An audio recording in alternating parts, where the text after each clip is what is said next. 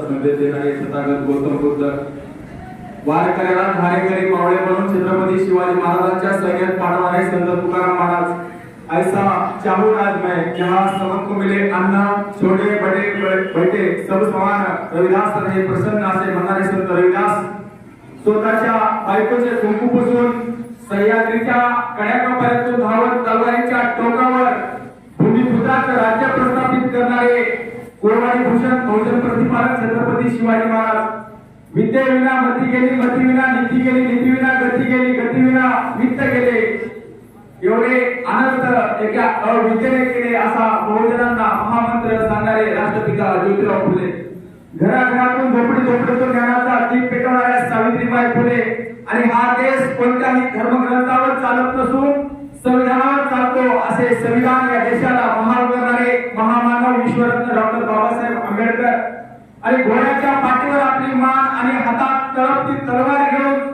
इथल्या प्रस्थापितांच्या विरोधात 29 वर्ष आदर्श राज्यकारभार करणाऱ्या लोकमाता राजमाता राष्ट्रमाता अहिल्याबाई होळकर अंगावरती चिंध्या नेसून शब्दाचं सोनं वाटणारे संत गाडगे बाबा आणि गुलामगिरीच्या या चिखलामध्ये ऋतून बसला का ऐरावत अंग झाडून निघबाहेर गे गिनीवरती घाव मला सांगून गेले भीमराव असे म्हणणारे लोकशाहीर अण्णाभाऊ साठे या सर्व महामानवांना सर्वप्रथम मी विनम्र अभिवादन करतो व राजमाता राष्ट्रमाता अहिल्याबाई होळकर यांच्या जयंतीनिमित्त सर्वांना शुभेच्छा देतो।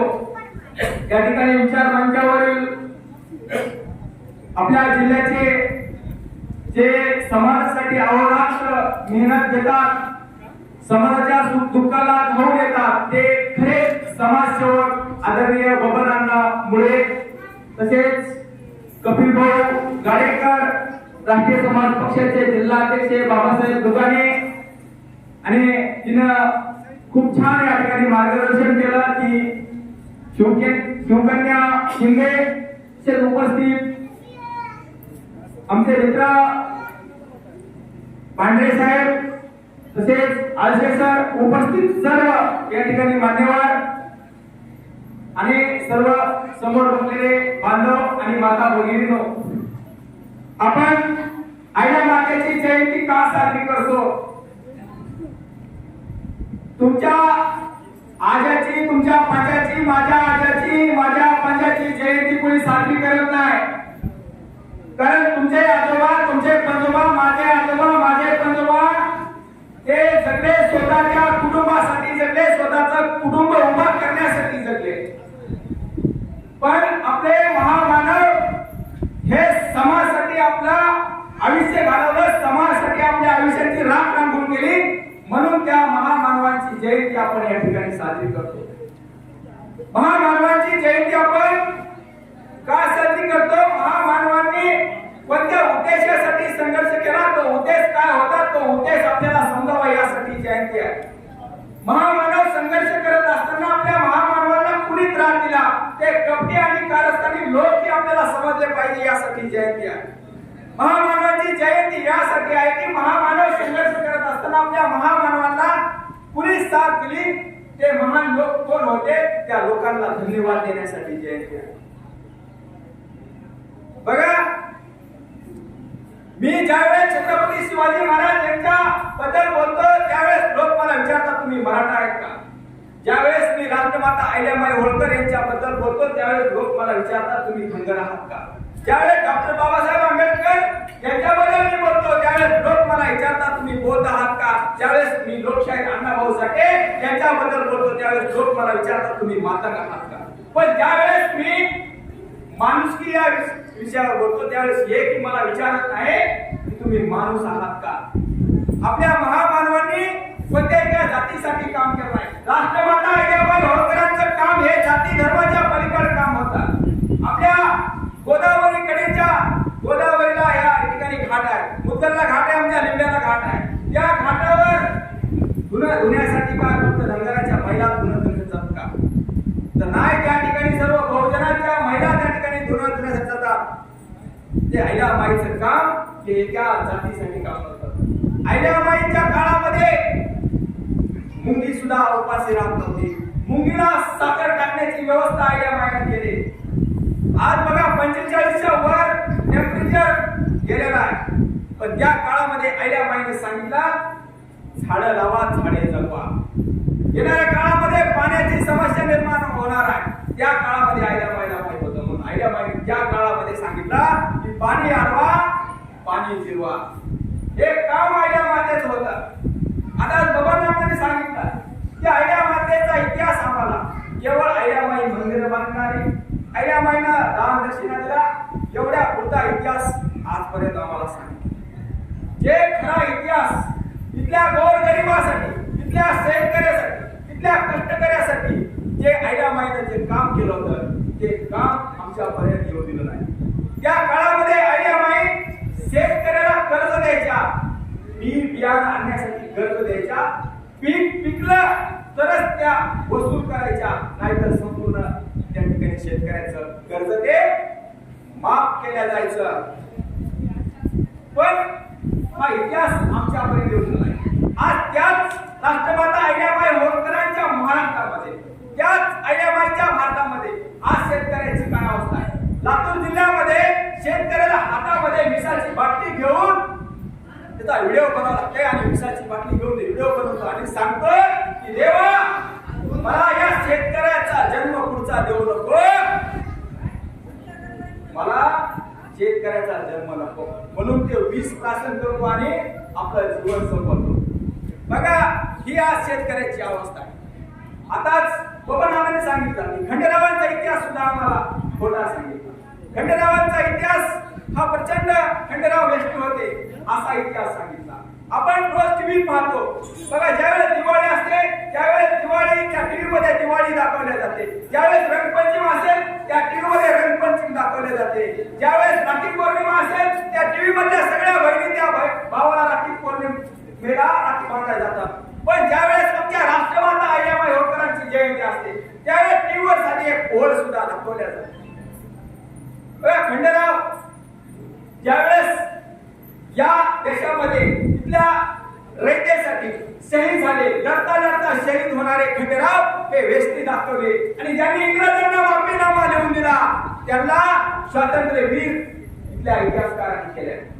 बघा ज्यावेळेस खंडेराव होळकर हे कुंभेच्या लढाईमध्ये शहीद झाले त्यावेळेस सती जायची प्रथा होती.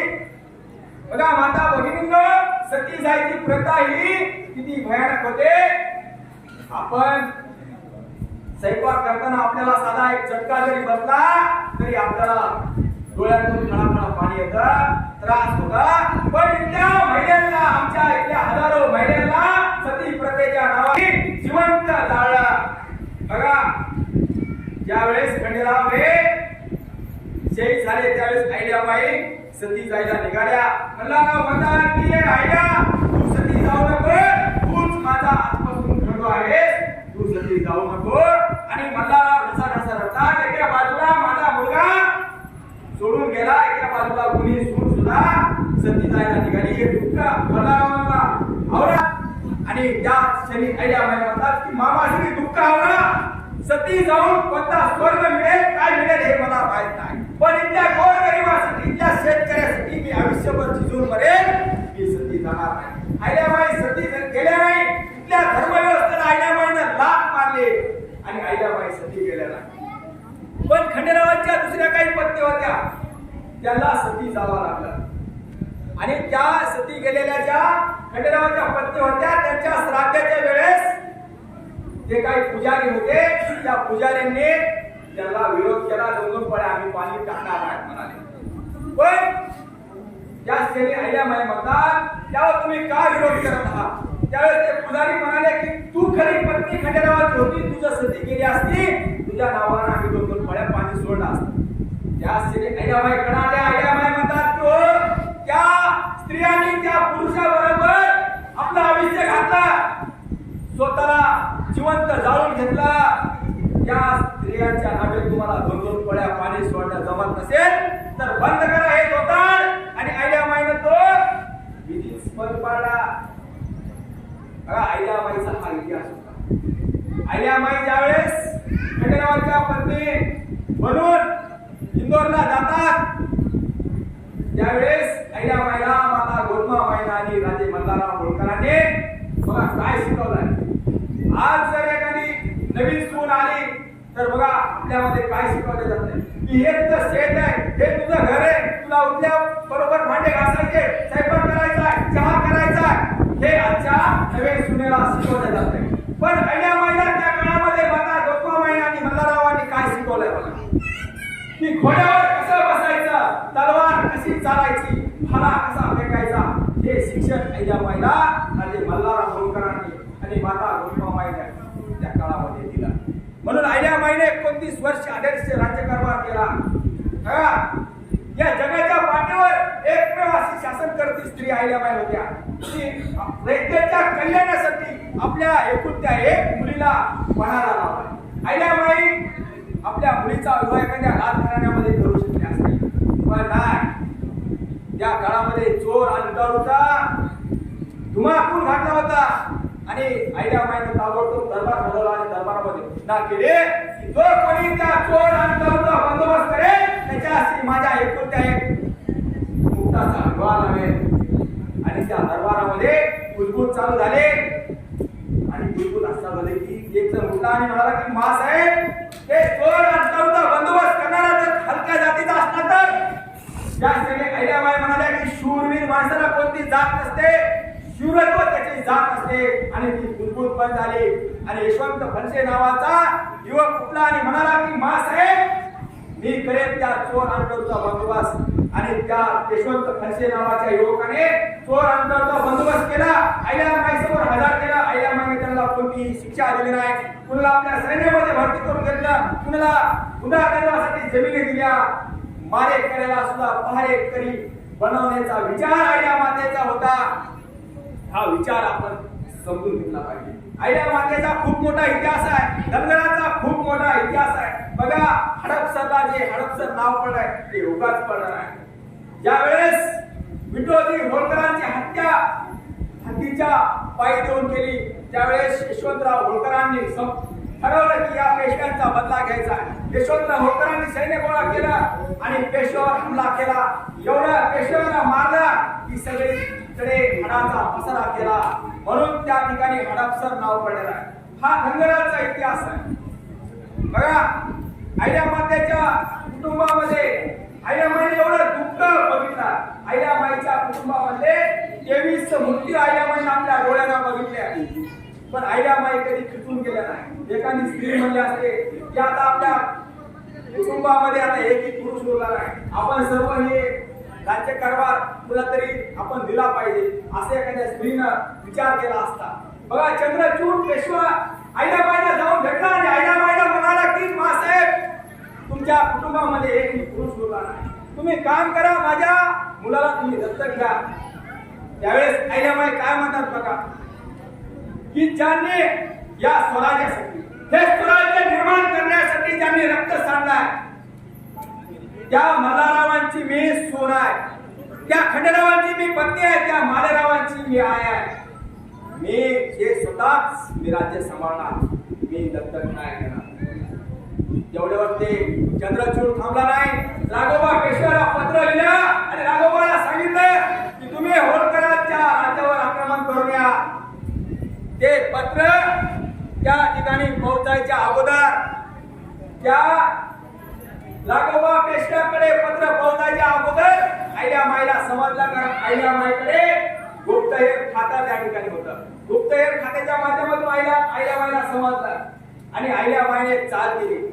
अहिल्याबाईने काय चाल केली? अहिल्याबाईला माहित असतं की जे लोक मनाला हातात ते लोक मनागणामध्ये कधीही जिंकू शकत नाही. आणि अहिल्याबाईनं एक राघोबा पेशव्याला पत्र लिहिलं आणि राघोबा पेशव्याला सांगितलं की राघोबा, तू लढण्यासाठी येत आहेस, ये, आम्ही सुद्धा लढायला तयार आहोत. आणि अहिल्याबाईने त्या पत्रामध्ये लिहिलं, आमच्या स्त्रियासोबत लढायला 5000 स्त्रिया असणार आहे, एकही पुरुष नसणार. मी जरी हरले तरी माझा जय जयकार होणार आहे, पण कदाचित तू जर माझ्या हातून हरला तर तुला तोंड दाखवायला सुद्धा जागा राहणार नाही. हे स्वराज्य माझ्या पूर्वजांनी तलवारीच्या बळावर रक्ताचं पाणी करून मिळवले आहे, ठाट गिरी करून नव्हे. माझ्या स्वराज्यासाठी माझे रक्त जरी सांडले तरी चालेल, पण तुमच्यासारख्या देशद्रोही पेशव्याचे कपट कारस्थान चालू देणार नाही. हे पत्र ज्यावेळेस राघोबा पेशव्यानं वाचलं, राघोबा पेशवा तातारा कापायला लागला आणि 40,000 सैन्य घेऊन राघोबा पेशवा परत केला. एवढा दरार आमच्या आईला मातेचा, पण आईला मातेचा इतिहास आमच्यापर्यंत आजपर्यंत येऊ दिला. बघा, मी या ठिकाणी बबनांनी आपल्या समोर सांगितलेलं आहे, अरे मान्यवर आपल्या समोर बोललेलं आहे. मी आपल्या 5 मिनिटांमध्ये मी आपला म्हणणार मी संपणार आहे. बघा माता भगिनींनो, मी आपल्याला सांगणार आहे, आपण उपास तपास बंद केले पाहिजे.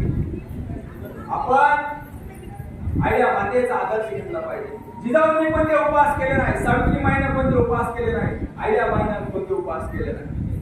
बघा, आपण एक परंपरा आहे, आपण महिला त्या वडाच्या झाडाला प्रत्येक वर्षी येडे मारतात आणि बरोबर तर त्या येडे मारतात ते कशासाठी की हाच नवराचा जन्म भेटावा.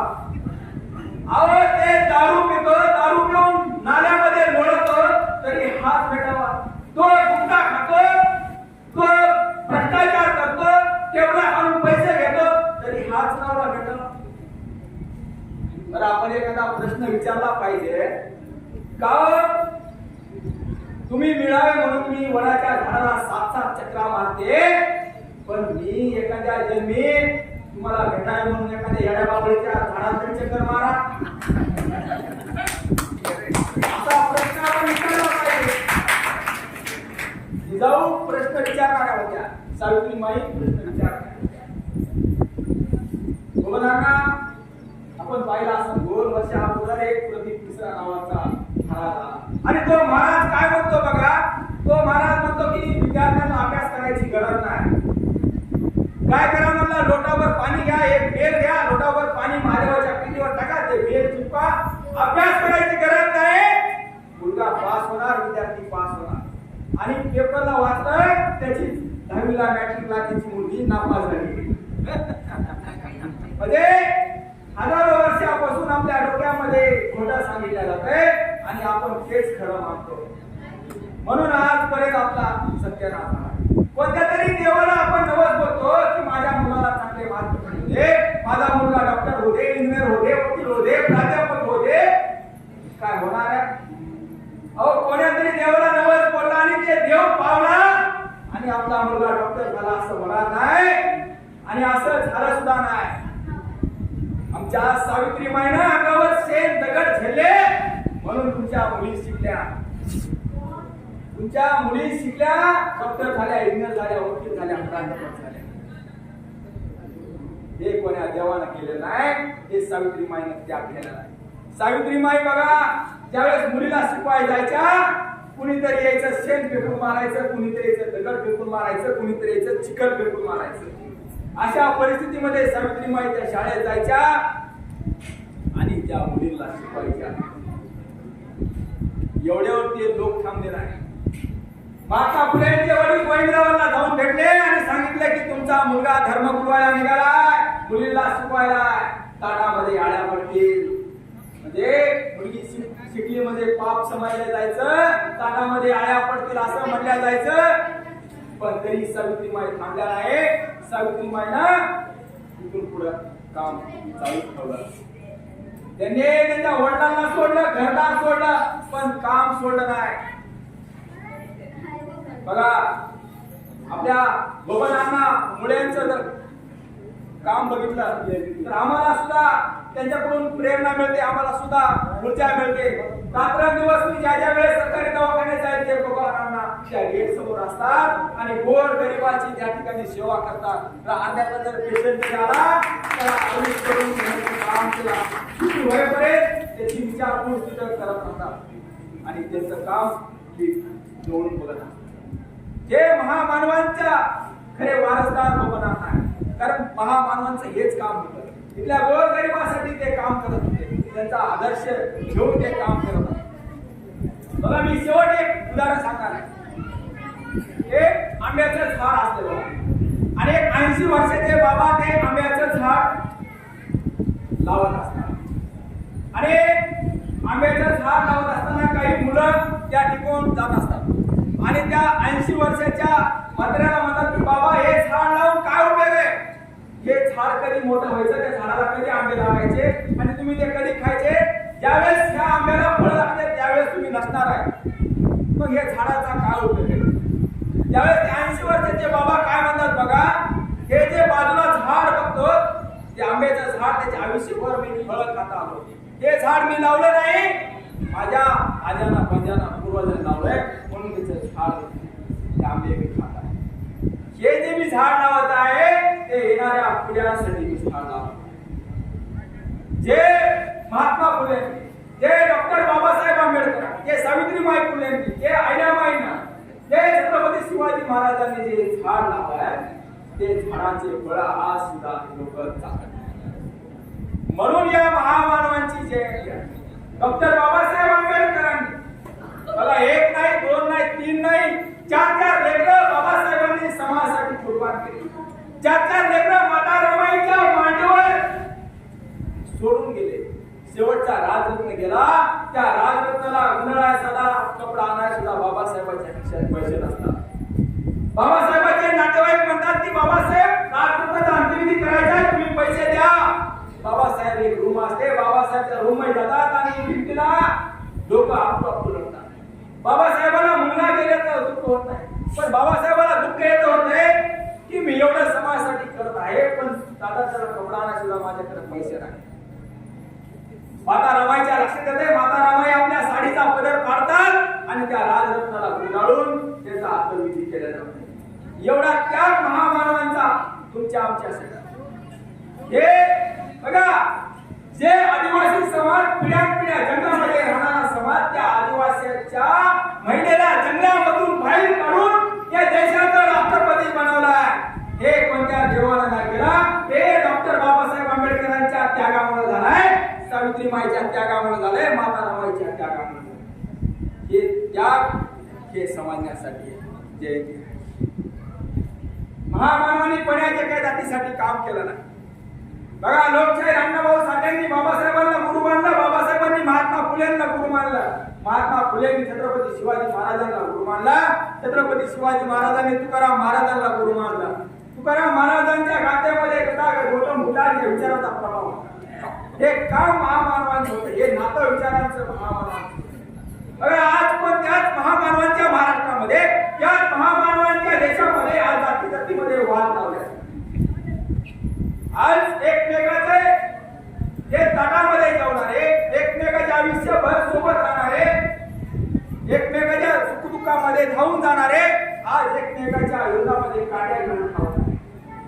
म्हणून इथल्या गावकऱ्यांना, इथल्या बांधवांना मी सांगू इच्छितो की आपण कोणत्याही जातीच्या धर्माच्या वादात न पडता आपल्या गावाची शाळा ही कशी आदर्श होईल याकडे आपण लक्ष दिलं पाहिजे. आपल्या गावामध्ये एखादा ग्रंथालय कसं उभं होईल याकडे आपण लक्ष दिलं पाहिजे. या ठिकाणी खूप वेळा झालेला आहे.